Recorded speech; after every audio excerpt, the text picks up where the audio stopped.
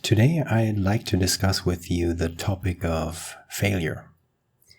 When I sat down to write earlier this morning, I actually thought about whether I will have success with this project, with my first novel, with writing in general.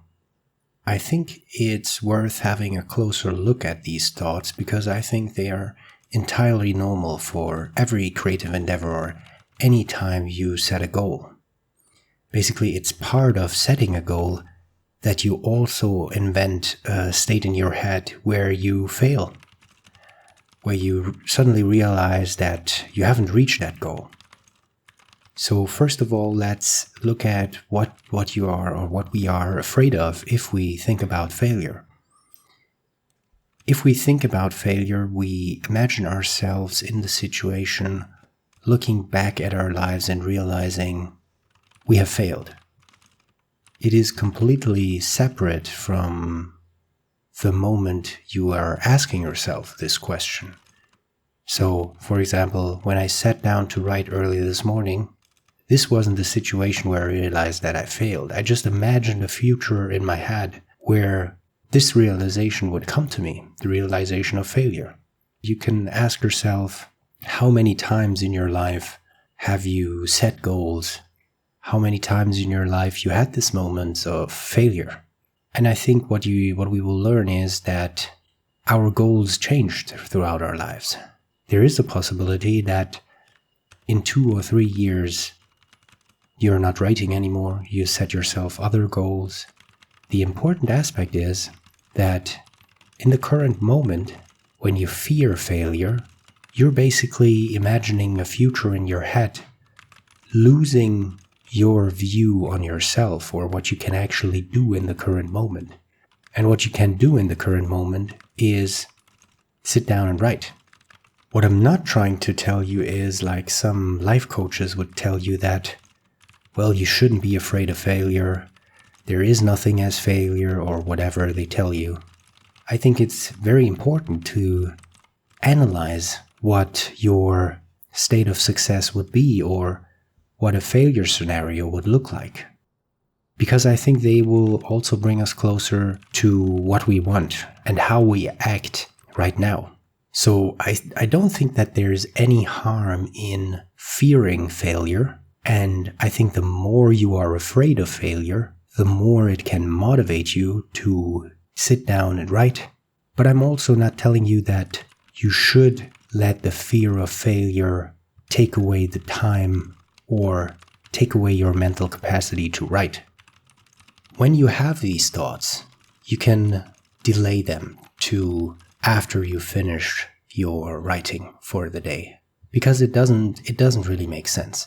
As I talked about in my first video on this channel, we should always return to the think story idea. We should always return to, if you think about yourself, start thinking about your story.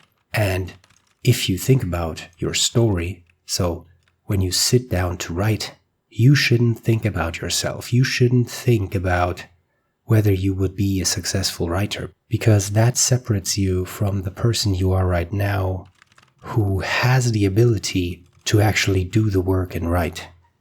And I think these thoughts also reveal a deeper problem. I think the identification with concepts. So when you sit down to write and have the fear of failure, you create the concept in your head of a person, of you realizing that you failed. What you have to realize is, although this concept of your future self does make sense and maybe might make sense in this current moment, it is not yourself that you are referring to. It's just a reflection, it's just an image you paint in your head of yourself thinking that you failed.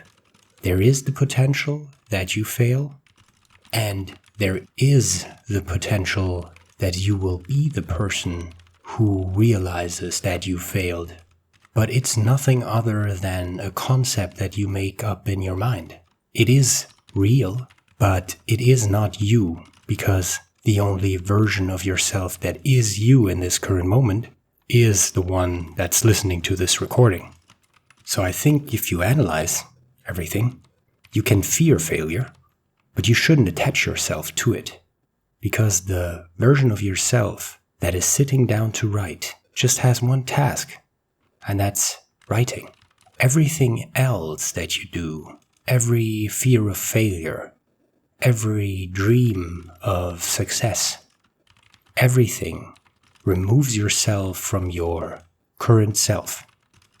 I think this plays a role in our daily lives as well. I think we should maybe take a look at how many times during the day we actually identify ourselves with concepts. In this process, you are identifying yourself with something that you really aren't. For example, if you take up a role as a spouse, for example, you create that concept in your head.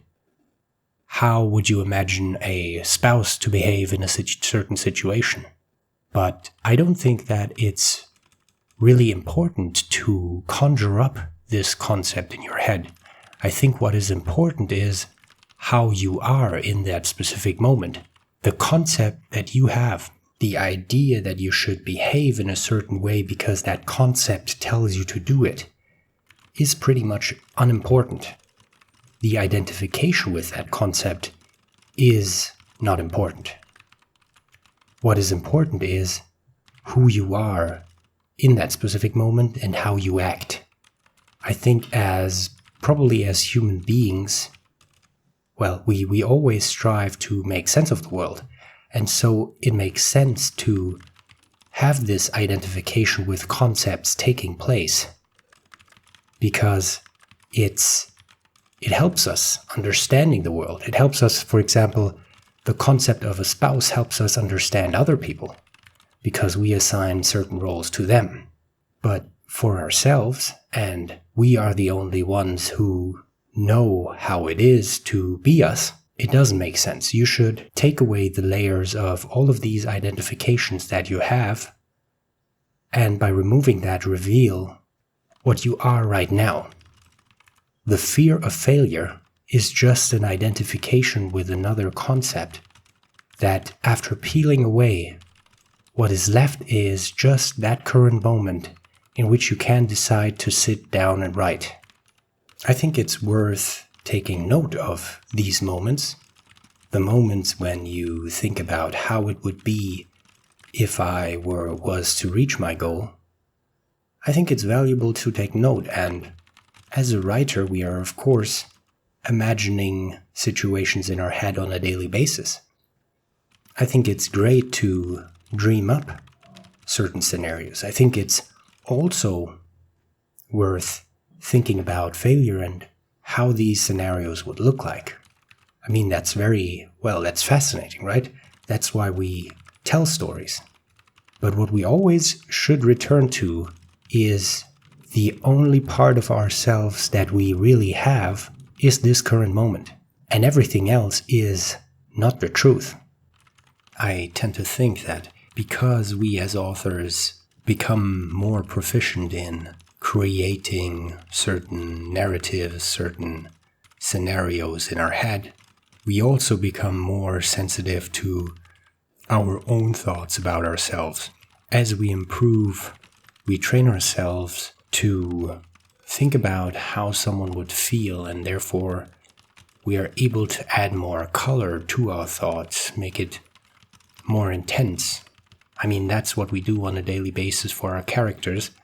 Why shouldn't it be the same for us as well? And I think you shouldn't be concerned about these thoughts because, again, these are just future copies of yourself that you're imagining in your head.